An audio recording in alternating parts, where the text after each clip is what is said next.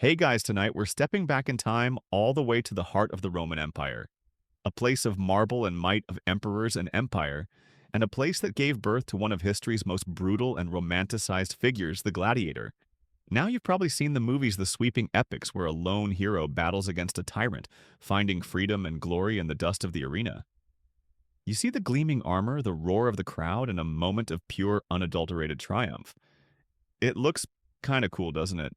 A life of fame fighting for honor? But that's the story they wanted you to believe.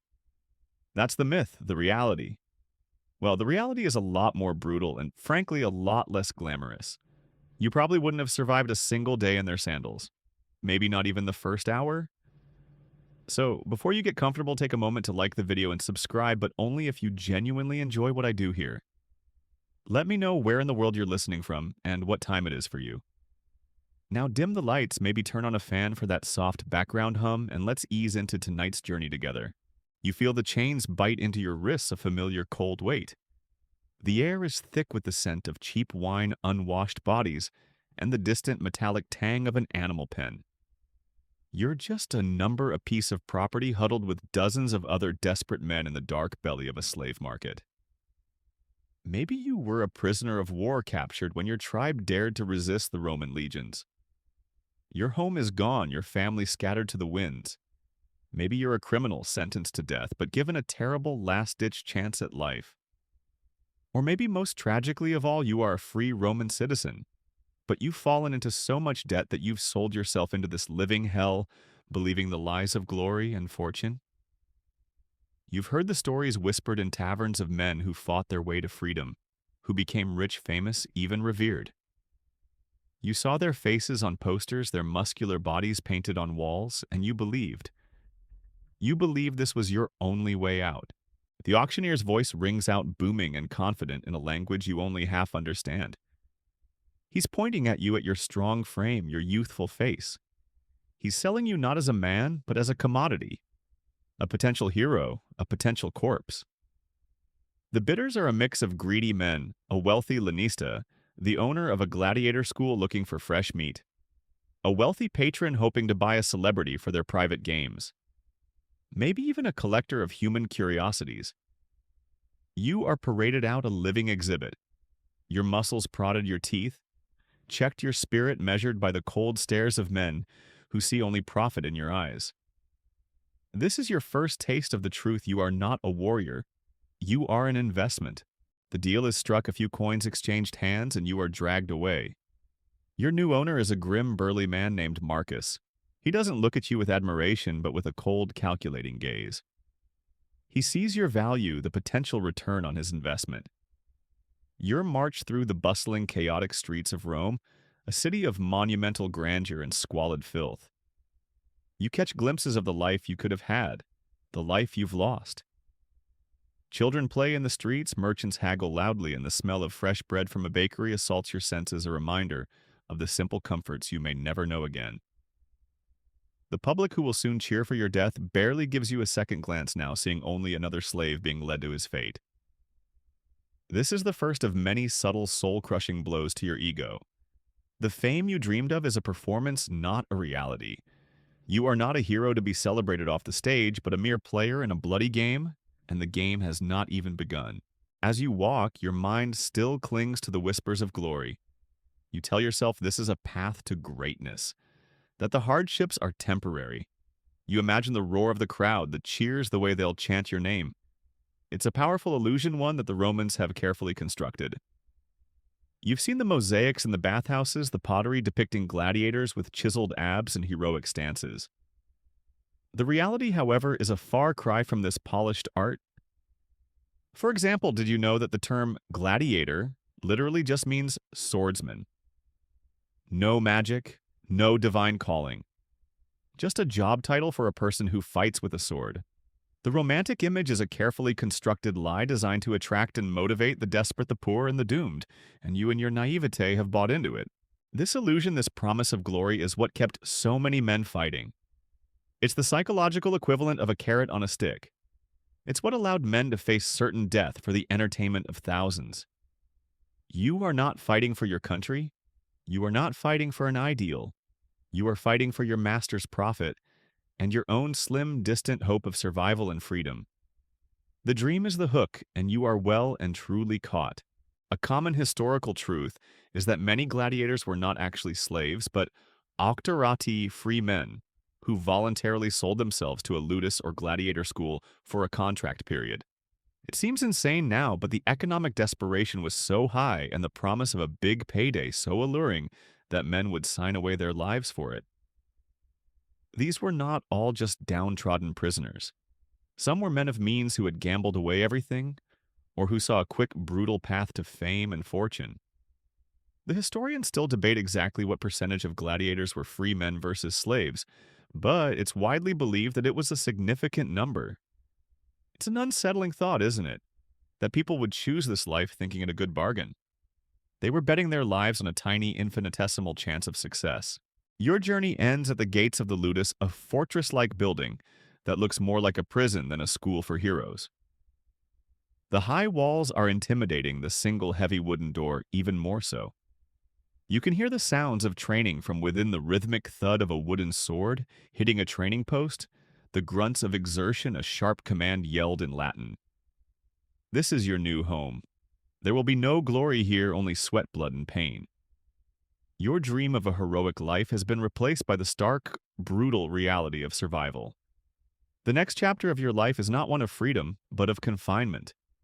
The road to the arena is paved with shattered bones and broken dreams, and you've just taken the first step.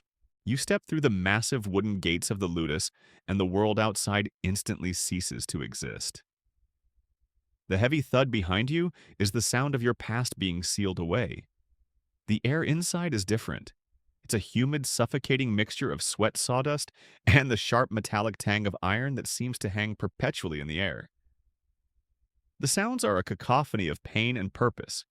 The rhythmic thwack-thwack of a wooden sword, striking a post, the grunt of a man pushed to his limits. A sudden sharp crack from a whip, followed by a choked-off cry. This isn't a school. It's a factory for fighters, and you are the raw material. The lanista Marcus stands with his arms crossed, a cruel smile playing on his lips.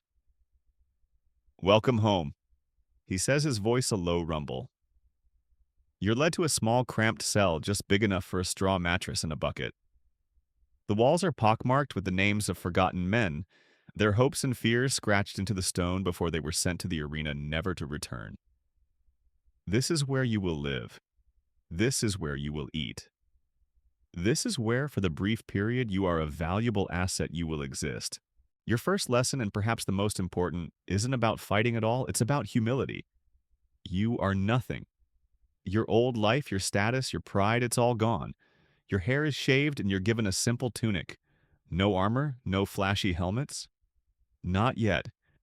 You're just a body to be tested, a vessel to be filled with pain and discipline. The other gladiators, a silent, hardened bunch, watch you with detached curiosity. They've seen hundreds of fresh recruits like you come and go. They know the percentages. A veteran gladiator, scarred and apathetic, gives you a slow, knowing nod. He knows what you're about to endure. He's already gone through it, and the suffering has carved away any trace of the person he once was. This is your new family now, a grim and silent fraternity of violence. The training begins immediately under the watchful, merciless eye of the doctor, the head trainer. His name is Titus, a hulking brute of a man with a scarred face and a permanent scowl. He wields a heavy stick with practiced ease, and he isn't afraid to use it. Your weapon is a rudis, a wooden practice sword, heavier and less balanced than a real one. It feels awkward and unwieldy in your hands. Your first task is to strike a palus, a wooden post, planted firmly in the ground. It seems simple enough, but the goal isn't to hit it. The goal is to hit it with perfect form, over and over from every angle until your muscles burn. Your hands blister and your mind goes numb. Your body, already exhausted from the journey, screams in protest. But you can't stop. Titus's stick lands on your back, a sharp jolt of pain that reminds you that you are not in control here. You are not a hero in training. You are an object, a tool, and you will be shaped into a weapon whether you like it or not. The training is relentless from sunrise to sunset. It's not about learning fancy moves from the movies, but about a terrifyingly simple, brutal efficiency. Block, strike, pivot? It's a dance of death with only a few steps repeated thousands of times. You learn to hold your shield just so to step with the correct foot to thrust with all your strength. You and the other recruits practice against each other with the wooden swords, the sounds of the strikes echoing in the enclosed courtyard. You get hit. You get hurt. You get knocked down. And every time you get back up because the alternative is Titus's stick, and the knowledge that a real sword will feel 100 times worse. A common historical fact that often gets glossed over in movies is that gladiators didn't train like modern athletes. While there was a lot of physical conditioning, a huge part of their time was spent on the palace. They would spend hours upon hours practicing basic moves against the post-building muscle memory and stamina. It was a mind-numbing process, but it was what separated the amateurs from the professionals. This isn't just a sport. It's a grim and repetitive ritual. You're taught to be an instrument of death, not a champion. Your daily life revolves around this training, and the most surprising aspect might be your diet. You would think a warrior's diet would be full of meat and protein to build lean muscle, right? But the food you eat is mostly a thick, bland mush of barley beans and dried fruit.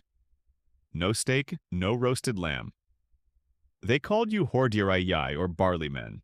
It's a weird detail, right? They were intentionally fed a high-carbohydrate, low-protein diet to build up a layer of subcutaneous fat. This isn't because the lanista didn't care about your health. On the contrary, it was a tactical decision. That layer of fat was believed to protect your vital organs from shallow blade cuts and superficial wounds, allowing you to endure more punishment and bleed less, making the fight more dramatic for the crowd. It also made you a more valuable commodity. So you're not training to be a ripped action star, you're bulking up on grain to be a walking shield, a cushion for the crowd's entertainment. It's the least glamorous diet you can imagine. It's like a medieval vegan bodybuilder's nightmare. It's not exactly farm to table unless the farm is a barley field and the table is a trough. Beyond the physical hardship, the psychological toll is immense.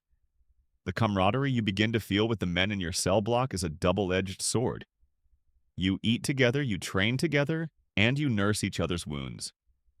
But you also know that any one of them could be your opponent one day. You are all pieces on the same brutal chessboard.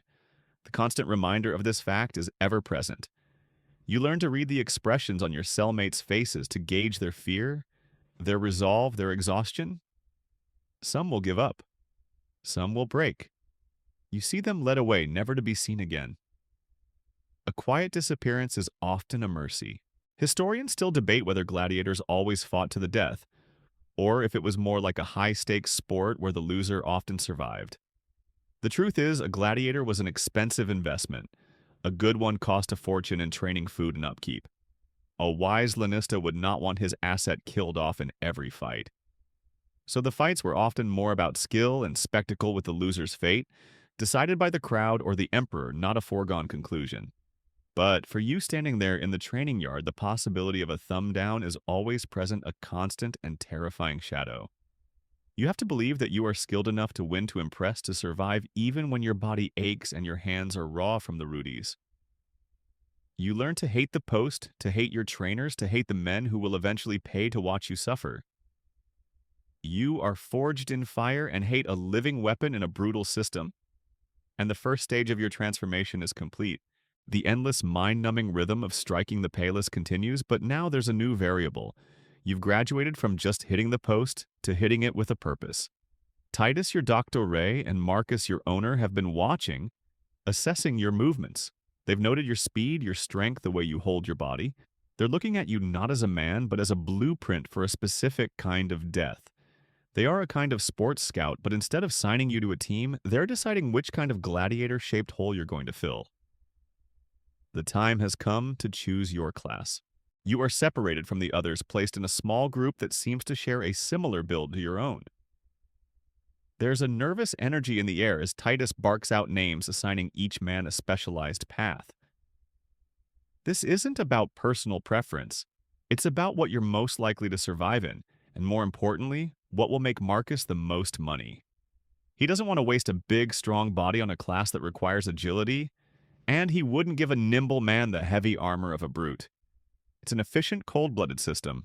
You watch as some of your comrades are handed a massive curved rectangular shield called a scutum and a short sword. A gladius, a weapon so common, it gave your profession its name. They are the murmillo, the fishmen, named for the fish-shaped crest on their helmet. They are the tanks of the arena, heavily armored with a greave on one leg and a thick manica on one arm. They are the brawlers, the guys who will stand their ground and grind their opponents down with sheer force and endurance. It's a job for the strong, the stocky, the ones who can absorb punishment and deliver a knockout blow. Others are given a small round shield called a parma and a vicious curved sword known as a sika. These are the Thrax or Thracians. They wear greaves on both legs and a helmet with a high plume. Their style is all about speed and cunning. They dance and weave using their curved sword to hook past a shield or strike an exposed limb. They are the fencers, the acrobats, the ones who rely on finesse and speed to win. This is the path for the lean, agile, and quick-witted. And then there's the most unusual of them all, the ruturias. You see a few men chosen for this class, and they are immediately set apart. They are given no helmet, no shield, and very little armor. They wear a single manica on their arm, a shoulder guard, and a dagger. Their main weapons are a net reti and a tridents. This is a job for the slick and sly. You're basically a fisherman who just happens to be fighting a lion, or, a very angry man with a sword. It's a lot of pressure to be a fisherman who can't swim in a sand-based ocean. You watch them practice their movements fluid and almost graceful as they throw their nets and thrust with their tridents. They don't fight like warriors, they fight like hunters trying to ensnare their prey. Your own body type is a good match for another class, the secutor or chaser. Your training now focuses on learning to fight with the same heavy shield and short sword as the murmillo, but your helmet is different. It's a smooth, featureless dome with only 2 tiny holes for your eyes. No plumes, no crests, just a smooth, rounded surface. It's designed for one purpose: to fight the ruturius. The smooth domed surface means the ruturius's net has nothing to catch on. The drawback: the helmet is incredibly heavy, restricts your vision, and is so hot you can barely breathe. This helmet is so heavy and restricts my vision so much, I feel like I'm trying to fight my way out of a very small submarine. At least I can't see how bad I look in it. So you are now a secutor. Your training shifts. You and a few other men are partnered up with a ruturius trainee. The practice fights are a terrifying game of cat and mouse. You with your heavy shield and cumbersome armor are the cat. Your opponent is the mouse. You have to learn to close the distance to move in on him and use your heavy sword to do damage while he is constantly moving, trying to keep you at bay with his trident and entangle you in his net. The net is a particularly brutal teacher. A bad throw from your opponent means you're not just tangled, you're also at the mercy of his trident. It's a humbling experience. A common historical fact is that these gladiator types were often paired against each other in classic matchups. The heavy murmillo would fight the agile Thrax. The heavily armed secutor was made specifically to counter the unarmored ruturius. These matchups were carefully chosen to create dramatic contrasts and fighting styles for the crowd's entertainment, a kind of ancient Roman pay-per-view. It was a spectacle of contrasts, and you are now one half of a predefined equation. But the hierarchy isn't just about your class. Within the ludus itself, there's a different kind of social ladder. At the very bottom are the novices, the tiros, which is what you are now. You have the worst cells, the worst food, and the least respect. Above you are the veterans, the gladiators, who have survived multiple bouts. They get better food, more freedom, and the envy of everyone around them. They are the rock stars of this grim little world. And at the very top is the champion, the primus palus. This is a veteran who has survived multiple years and countless battles. He gets a private room, better rations, and the adulation of the crowd. This is the carrot on the stick, the reason everyone keeps fighting. It's the distant, glittering promise of a better life. And yet that glitter is deceiving. A weird, lesser-known detail about gladiators is that their class wasn't a permanent assignment. While some men specialized in one type, they could be cross-trained in others. A mamayo could learn to fight as a Thrax, and a retiarius could learn to fight with a sword. This made them more versatile and a more valuable asset to their owner. It also meant your training was never truly over. It was a constant cycle of learning and perfecting. They've got a sword, a trident. I'm just waiting for the guy with a frying pan and a broom to show up. Now, that would be a fight. Historians still debate the true origin of some of these gladiator classes. While some are clearly based on foreign combat styles like the Thracian, others, like the murmillo, seem to be a uniquely Roman invention. Was the fish-like crest on the helmet just for show? Or did it have a deeper symbolic meaning related to Roman naval victories? These are the questions that scholars still argue over. For you, the answers don't matter. What matters is the weight of the scutum, the feeling of the heavy helmet on your head, and the fact that you now know exactly what kind of fighter you are. And soon you'll know what kind of target you are, too. You have been a secutor for months now, and your training has become a dark and brutal routine. You're not just swinging a sword, you're swinging a potential future. But your future, you've come to realize, isn't your own. It belongs to Marcus, your lanista. You're just a line item on his financial ledger, and the business of your survival is surprisingly vast and complex. You see the scribes in his office tallying up cost the barley for your food, the cost of a new helmet, the price of a slave to help with training. You are a walking fighting pile of denarii. I'm not a man, I'm just a really loud and sweaty stock portfolio. And Marcus, with his cold, calculating eyes, is the fund manager. The whole system is built on money. The games themselves, the magnificent spectacles that fill the arenas, are not public services. They are massive financial undertakings. They're funded by a wealthy patron or a public official called an editor, someone who wants to gain public favor and social standing.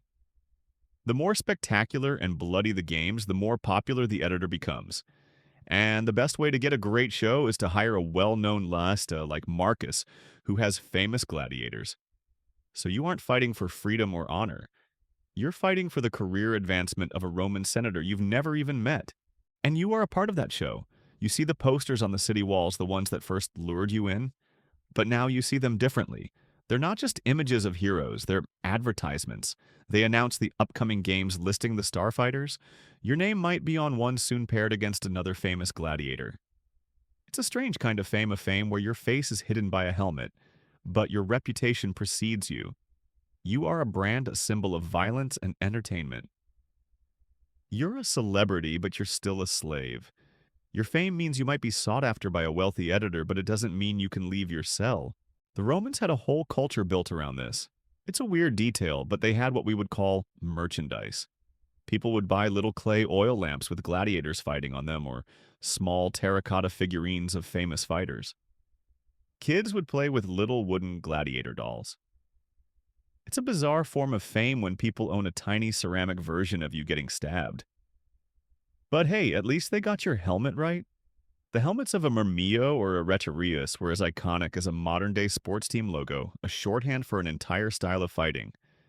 They sold little souvenirs outside the arena, tiny pieces of death to take home and put on your mantle. And what really made this business thrive was gambling. The arena was a place of mass entertainment, but also a place of mass wagering. The Romans didn't have fantasy sports, but they had me, and the league was a lot more dangerous. People bet on everything, on who would win, on who would bleed first, on how long the fight would last. Your life was literally a wager. A bookie would take bets outside the arena, and the roar of the crowd was often a mix of cheers for their champion and panicked screams from a man who just lost his fortune on a bad call. It adds a whole new layer of pressure to your already stressful job. You're not just fighting to live, you're fighting for a man in the stands. You don't even know a man who is screaming at you because he bet his farm on you. The business also involves the buying and selling of human life on a grand scale. Your lanista Marcus is always looking for new recruits, fresh meat like you once were. He might also sell some of his less valuable gladiators to smaller arenas in the provinces for a quick profit. A gladiator who is too old, too slow, or too often injured is no longer a valuable asset. You're worth more dead in a fight than you are sick and in a cell, because at least in a fight you provide entertainment and a return on investment. The life expectancy of a gladiator wasn't great, but it wasn't because every fight was to the death. It was because injuries piled up and an injured gladiator was a financial liability. This This business of death is a testament to the cold, efficient logic of the Roman Empire. The games weren't just about entertainment. They were about public control, a way for the elite to keep the masses pacified. The spectacle was a distraction, a way to channel violent energy and social frustration into a safe, controlled environment. And you are at the very center of it all, a pawn, in a larger game you don't fully understand. You are a product, and your product is violence. Historians still debate the exact financial structure of the ludus in the games. Was it a high-risk, high-reward business, or was it a predictable and stable source of income for the wealthy elite? It seems it was a mix of both. A good stable of gladiators could bring in a lot of money, but a losing streak, an epidemic in the ludus, or a sudden change in an emperor's favor could ruin a lanista overnight. It was a business based on human lives, and human lives in the end are terribly unpredictable. The day finally arrives. The atmosphere in the ludus is different, a mix of tense silence and frantic energy. You are awoken before dawn, given a heavy breakfast of your usual barley porridge, a last-ditch effort to keep your fat reserves up for the fight. The air is thick with the scent of fear and sweat. The trainers are more on edge than usual, barking orders in a low, tense tone. They are worried about their investment. Marcus, your owner, walks among you, his face a mask of cold anticipation. He has a lot riding on this day, and so do you.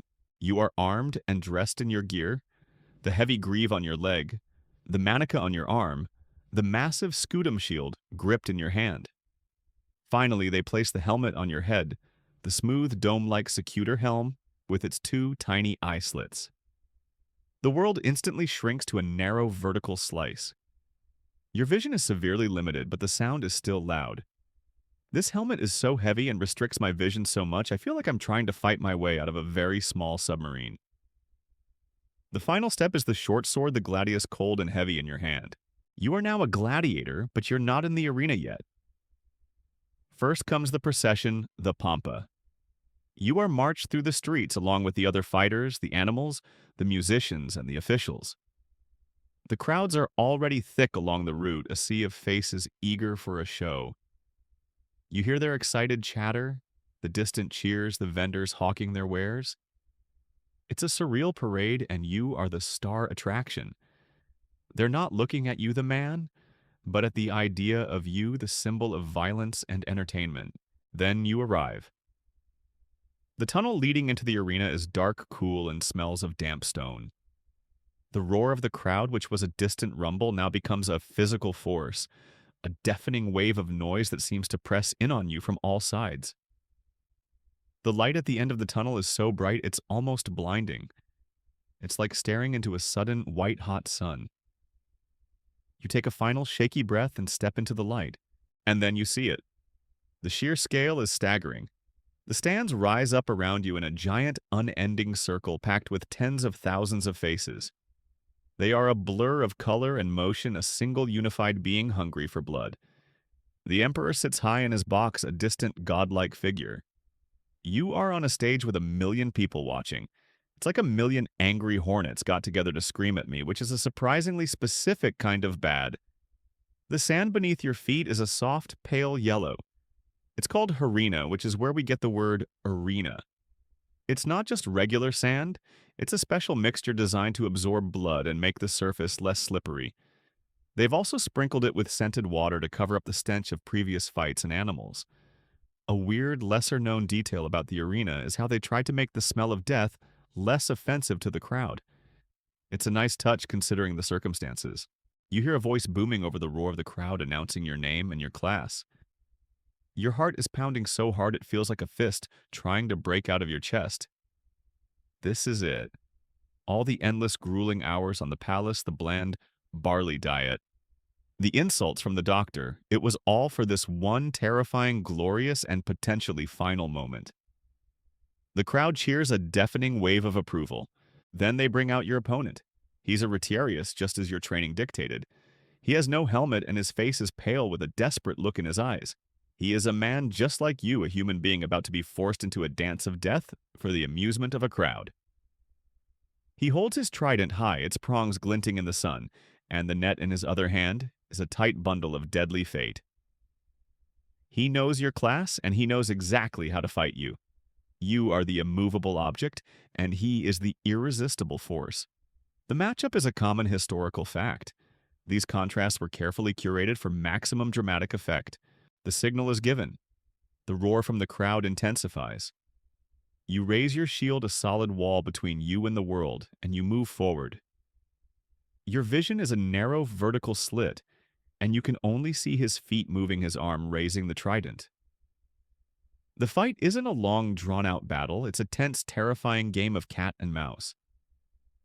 He dances around you his trident, a threat trying to keep you at a distance. He feints, he jabs, and you have to move your massive shield to block him. Your heavy armor makes you slow, cumbersome. Your job is to get close to use the weight of your shield to pin him down, to land a killing blow with your short sword. But every time you lunge, he dodges. It's a frustrating, exhausting chase. And then comes the net. He throws it a sudden, blinding flash of rope and lead weights, and you have to react instinctively, raising your shield to catch it or ducking away from it. It's a moment of sheer, heart-stopping terror. You've been on this diet of barley and sand for months now, and let me tell you, the sand is a lot less filling. The crowd's reaction is what really gets to you. They don't just watch, they are engaged.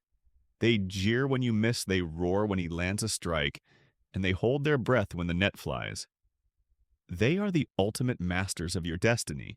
Historians still debate the exact psychological state of gladiators in these moments. Were they filled with pure blind terror, or did the rigorous training and professional detachment allow them to fight with cold-blooded focus? We have no written accounts from gladiators themselves, only from the onlookers. You are in a strange, heightened state, a mix of adrenaline and focus, where the world outside your small slice of vision seems to fade away. The only things that matter are the weight of your shield, the glint of his trident, and the terrifying knowledge that one false move could mean everything. This is your first fight. This is the moment your life truly begins. Or ends. The world is a haze of pain and noise. The roar of the crowd, which moments ago was a tidal wave of sound, now feels like a distant, receding hum. You've survived your first fight. The last few seconds are a blur. You remember your opponent, the rhetorist, finally getting tangled in his own net, a fatal mistake. You remember raising your gladius in the sudden silent stillness of the crowd as they watched, then the thunderous applause when the emperor signaled his approval. The fight is over. You are alive, but you are not well. Your leg is throbbing and a deep burning cut on your arm pulses with a searing pain. The walk back to the ludus is an eternity. Every step is agony. You are led away from the cheering crowds and back into the dark, familiar tunnels beneath the arena. Here there are no roars, no cheers, only the sounds of suffering. The ludus has its own dedicated infirmary or valetudinarium. The air in this room is different from the rest of the school. It smells of dried herbs, fermented wine, and the sharp coppery scent of fresh blood. It's a place of healing, but not comfort.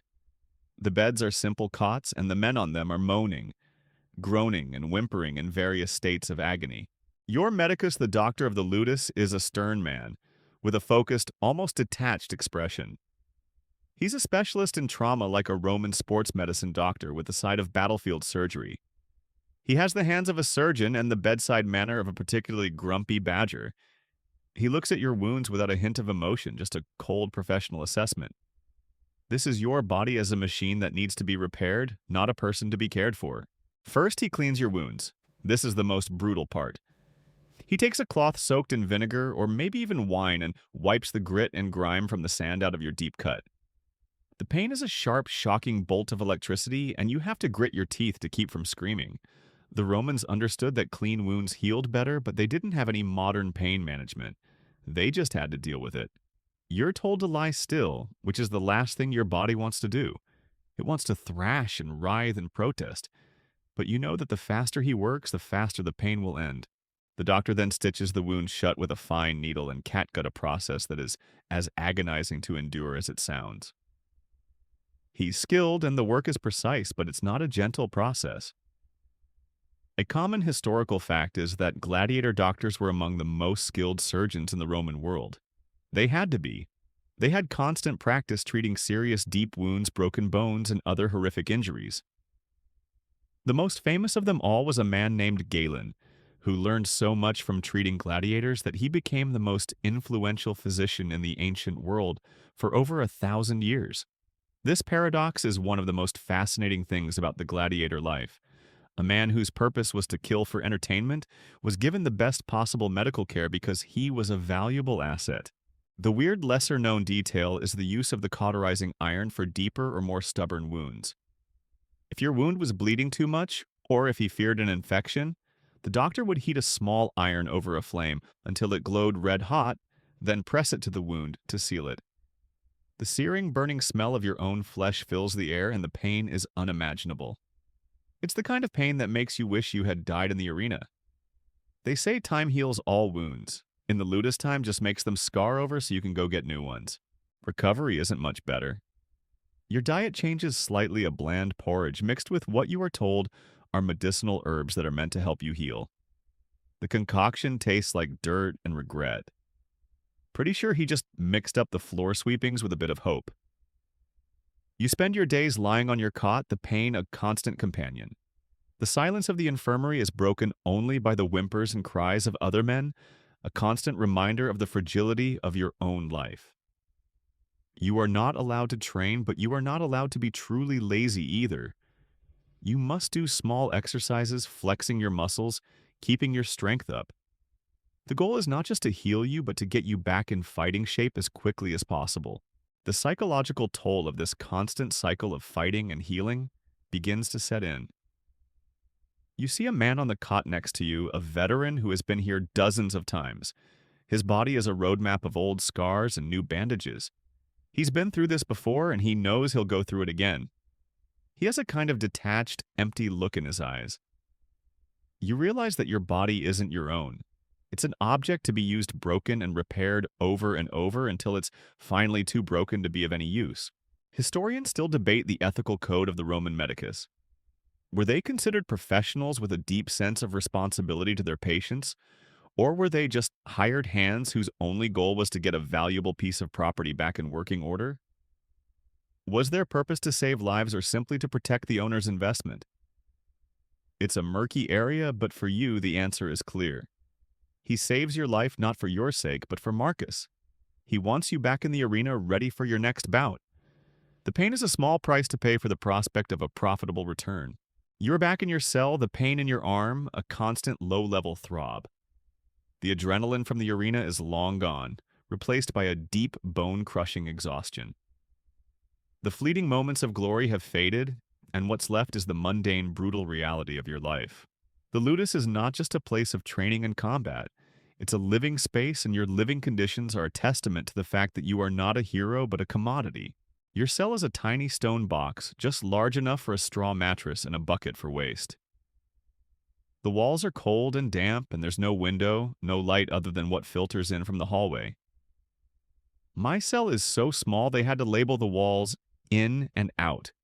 It's a real fixer-upper, I guess. You are never truly alone. The sounds of other men fill the space, the constant rustle of movement, the low moans of those in pain, the guttural sounds of men sleeping. Privacy is a luxury you lost the moment you walk through the gates. The air is always stale, a heavy mix of unwashed bodies, cheap wine, and the ever-present smell of fear. Your days are a monotonous cycle. You heal, you train, you eat, you wait. The days blend into weeks and the weeks into months. It's a kind of psychological torture in itself, this relentless repetition. The high-octane drama of the arena is the exception, not the rule. Most of your time is spent in this grim little prison, perfecting your craft and enduring the simple, grinding reality of your existence. And what you eat is a perfect reflection of that reality. It's the same bland, thick barley porridge you've been eating since day one. The official gladiator diet, a hearty meal of sadness and barley. It's served in a common trough, a constant reminder that you are part of a herd, not an individual. The food is dense and filling, but it's completely devoid of any flavor or variety. It's designed to bulk you up, to put that protective layer of fat on your body, not to nourish your soul. And that brings us to one of the weird, lesser-known details about the gladiator diet, the ash water. You're served a strange gritty drink, which you are told is a mixture of water and burnt wood ash. They say it's good for the bones. I say it's just one more way they remind you that you're a human, but just barely. This was a form of a calcium supplement. Roman doctors, based on their observations, understood that gladiators with their high-impact lifestyle and constant bone-breaking injuries needed more calcium. So they gave them this unappetizing concoction to help their bones heal and grow stronger. It was a brutal but effective piece of sports science. Your living conditions are as basic as they can be. There's no hot water for baths, no soap, no way to truly get clean. You wash in cold water from a spigot, and it's a quick, unpleasant ritual. Disease is a constant risk. A minor cut can become a life-threatening infection. A cold can turn into a fever. There's no escape from the lack of sanitation. It's a reminder that even with all the money invested in you, you're still a prisoner living in squalor. There are small differences, however, based on your status. A common historical fact is that the social hierarchy within the ludus wasn't just about rank in the arena, it was also about these small privileges. The champion, the primus palis, gets a slightly larger cell, maybe a better mattress, and is allowed a bit more variety in his food. He might even get a female companion. These privileges are a reward, a way to keep the fighters motivated. They are the small slivers of humanity dangled in front of you, just enough to make you keep fighting for a better life. For you, a rookie with only one fight under your belt, these things are a distant dream. You are still at the bottom, just a body recovering from its first taste of a deadly profession. The psychological toll of the confinement, the endless training, and the bland, monotonous food is heavy. This is your life. The arena is the climax, but the boredom is the main plot. Historians still debate whether the harsh living conditions were purely a matter of economy and practicality, or if they were also a deliberate psychological tool. Was the constant deprivation meant to break a man's spirit and make him easier to control? Or was it just the most efficient way to keep a large group of men alive and fighting fit on a budget? For you, the answer is a combination of both. You are being pushed to your breaking point, your old self being slowly eroded away, leaving only the fighter behind. And the food, the cell, the constant confinement, it's all part of the process. You have survived a few more fights, and with each bout your status in the ludus slowly begins to rise. You're no longer a tyro, a rookie. You're a recognized name, a professional fighter. With this new fragile status comes a strange, paradoxical form of freedom. Once in a while, you might be allowed a special outing, a trip to the bathhouse with your doctore and a few of your fellow fighters. It's your first time out of the walls of the ludus in a very long time, and the world outside feels brighter, louder, more overwhelming than you remember. The public notices you. They don't see the man who lives in a cramped cell and eats a monotonous diet. They see the gladiator, the symbol of power and violence. You are an object of fascination. Men in the streets look at you with a mix of awe and envy. But it's the women who are the most interesting. They stare with a captivating intensity, their eyes following you as you walk. It's a weird kind of fame where you're a sex symbol, but also a living, breathing instrument of death. I guess they love a man who's good with a sword, and I guess my trident just didn't scream commitment to them. This phenomenon is a common historical fact. Wealthy, high-class Roman women were often infatuated with gladiators. They would hang around the ludus, send them gifts, and even try to bribe their lanista for a private audience. It was a kind of rebellion against their staid, proper lives, a fascination with a man whose life was the complete antithesis of their own.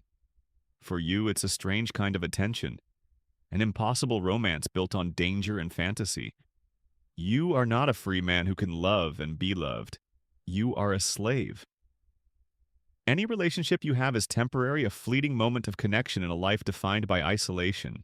Your only true family is the men in your cell block. You eat together, you train together, you suffer together. You are bound by shared pain and the constant terrifying knowledge that any one of you could be an opponent in the next fight. There is a deep, silent understanding between you. You are the only ones who truly know what it feels like to live in this perpetual state of violence and uncertainty. The loyalty and camaraderie you build here are the only genuine things in a world full of lies and spectacle. Your relationship with your owners and trainers is very different. Marcus the Lanista sees you as a product. He might give you a small reward after a successful fight, a bit of extra food, or a new piece of armor, but it's always a calculated decision. He's protecting his investment. Titus the Doctor sees you as a tool. He pushes you, he corrects you, and he punishes you all to make you a more efficient killing machine. There is no love, no respect for your humanity, only a cold transactional relationship. The kindness of a master is a fickle thing. It is a terrifying thing to realize that a man's life is only worth as much as the money he can make. The biggest thing you lack is a future. Every day you wake up and you know you're one bad fight away from death. Your life isn't measured in years but in bouts. A rare, almost mythical few gladiators manage to buy their freedom. If you survive a certain number of fights, or if you earn enough money for your owner, you can be granted a rudis, a wooden sword. This wooden sword is a weird, lesser-known detail, but it's the ultimate symbol of a gladiator's freedom. It means you can retire, become a trainer, or even a free citizen. But for every one man who gets a rudis, dozens, if not hundreds, have died trying. It's an almost impossible goal, a dream that is more powerful as an idea than a reality. My freedom is like a free sample at the market. You get a little taste, but you're never getting the whole thing. Historians still debate the motivations of the high-class women who were drawn to gladiators. Was it genuine love, a form of rebellion against societal norms, or a fascination with a brutal, forbidden kind of masculinity that was so different from the politics and backstabbing of Roman life? We will never know for sure, but for you, the attention is a powerful, confusing reminder of the life you could have had. You are a celebrity, but a celebrity with no control over your life, no ability to escape, and no hope for a real long-term future. Your existence is a paradox. You fought and survived a handful of times, and each time you step back into the arena, you feel a different kind of weight. It's not just the weight of your armor, it's the weight of expectation. You're no longer a nameless rookie. The crowd knows you. They've seen your name on the posters and they've talked about your fights. You're a professional, a part of the show, and your job is no longer just to win. It's to perform. Your life, you now understand, is not decided by your opponent, but by the roar of the crowd and the whim of the man in the emperor's box. The fight is the same brutal dance of death you've practiced for months, but now you see it as a performance. You have to fight with a kind of dramatic flair. You have to show bravery even when you're terrified. You have to land your blows with a purpose to create a spectacle. You're not fighting a man. You're fighting for the crowd's approval. I'm fighting for my life, and they're here to critique my stage presence. It's like a really, really high-stakes dance competition. They love you when you're winning. The moment you start to lose, they're already placing bets on who's going to fight your replacement. You're a secutor, the chaser, and your opponent is once again a retiarius. But this time, he's a veteran, a famous fighter known for his cunning and agility. The crowd roars as you circle each other. They're not just watching. They are participants in this gruesome theater. They scream advice, they jeer at a missed attack, and they cheer wildly for a good one. Their collective will is a powerful force. You have to learn to read their mood. Do they want a quick, bloody end, or a long, drawn-out battle? Your actions are dictated by their desires. The climax of the fight is not the final blow. It's the moment of submission. Your opponent falls. Maybe he's been disarmed. Maybe he's just too exhausted to continue. He kneels on the sand, a hand raised in surrender. The arena goes silent. Every eye in the amphitheater turns to the emperor's box. The fate of your opponent and your own life is now in the hands of a single man. The crowd starts to chant, "Mitte, mitte," "Let him go," or "Jugula, jugula," "Slaughter him." Their chants are a powerful plea, a kind of ancient Roman poll. They want to influence the decision.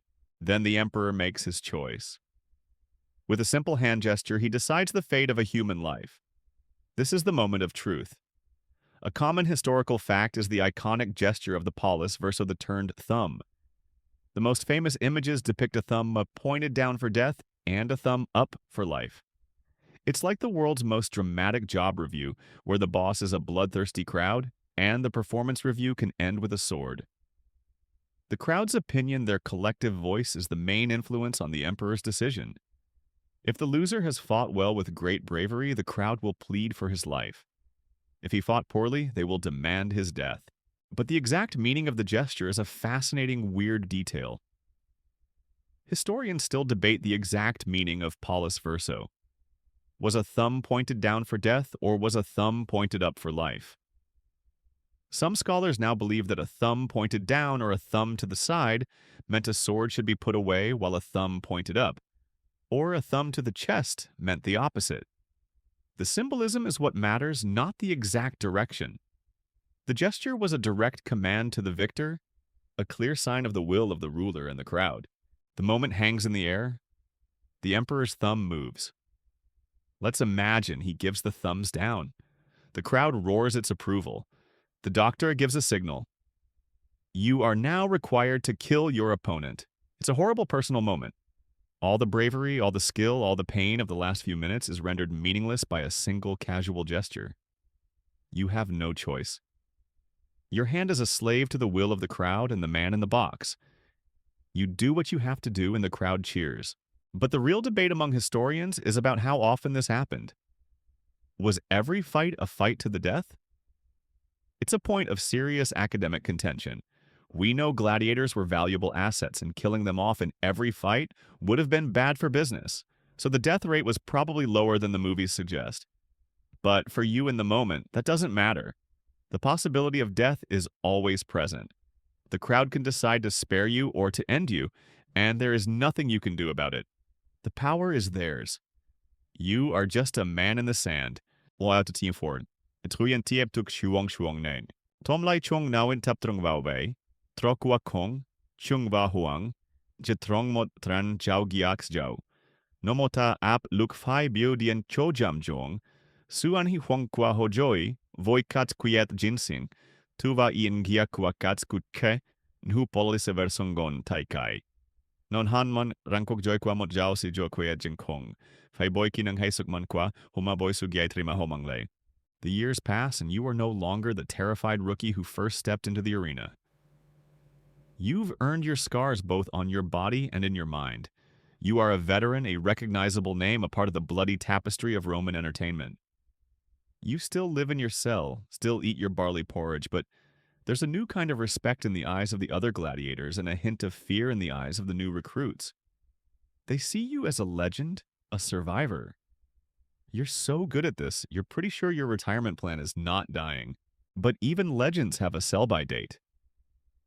The end of the road for a gladiator is not a matter of if, but when. It can come in many different forms, none of them pretty. The most common, of course, is a quick, brutal end on the arena sand. A final blow from an opponent who is simply younger, faster, or luckier than you. A single mistake, a moment of fatigue, and it's over. Your life becomes a gruesome spectacle and your body is dragged away on a cart, a final warning to all who watched. But death in the arena isn't the only way to go. You've seen other men die slow, agonizing deaths in the valetudinarium. A small wound that became infected, a fever that took hold, or a nagging injury that never truly healed. The body of a gladiator is a machine pushed to its absolute limit, and machines break down. A slow, quiet death in a cramped infirmary is a lot less glamorous than a final bow on the sand, but it's a common fate for those who manage to survive the fights themselves. And then there is the end that all of you dream of, the wooden sword, the rudis. A weird lesser-known detail is this simple piece of wood. It's the most powerful symbol in your world. A small wooden sword is the physical manifestation of freedom. It means you've survived, you've earned your way out, and you are no longer a slave. The Roman version of a golden handshake is a small piece of wood. It's a little less shiny, but it means a lot more. It is a prize so rare, so far-fetched that most men can't even truly believe in it. The day comes when Marcus, your lanista, calls you to his office. You've survived more than 24 fights, and you are more valuable as a living legend than a fighting machine. The emperor himself, you're told, has requested a special bout to honor your service. Your final bout. And if you win, a special prize awaits you. Your opponent is to be a young, powerful Thrax, a rising star, the kind of fighter you used to be. It's the final chapter of your story, and you know it. I'm still training with the newbies, but I'm basically a human training post now. They hit me, and I mostly just sigh. The air in the arena is a cold, familiar friend. You and your opponent are a study in contrasts. You with your scarred body and heavy armor, a symbol of brute endurance. He with his sleek frame and agility, a symbol of youthful ambition. The crowd is on your side. They've seen you win, seen you bleed, seen you survive. They want a happy ending, an old veteran riding off into the sunset. They want the myth to be real. The fight is a long, arduous struggle. He is faster, but you are smarter. You use every trick, every bit of your experience to survive. He lands a solid blow on your shield, a blow that would have crippled you years ago, but you've learned to absorb the impact. You see the anger in his eyes, the frustration. He's fighting to become what you already are. He's fighting for a future, and you're fighting for a past. Finally, with a weary but precise thrust, you disarm him. He stands there panting, defeated. The crowd roars and the Emperor raises his hand. He doesn't give a thumb up or thumb down. He gives a different sign. His hand motions for a slave to come forward with a small, simple object. It's a wooden sword. The rudies. It's a beautiful, elegant, and almost weightless thing. It is your freedom. The crowd goes wild. A roar of approval so loud it feels like the arena itself is going to shake apart. It is a true, honest, and completely unexpected moment of glory. Historians still debate how many gladiators truly won their freedom. Was it 1 in 10? 1 in 100? We have a handful of records and a lot of circumstantial evidence, but the true number is lost to time. It was certainly not as common as the movies suggest, but it was possible. It was the hope that kept the system going, the whisper of a dream that made the nightmare bearable. For you, the dream has become real. You are a free man. Your fighting career is over, and your life for the first time is your own.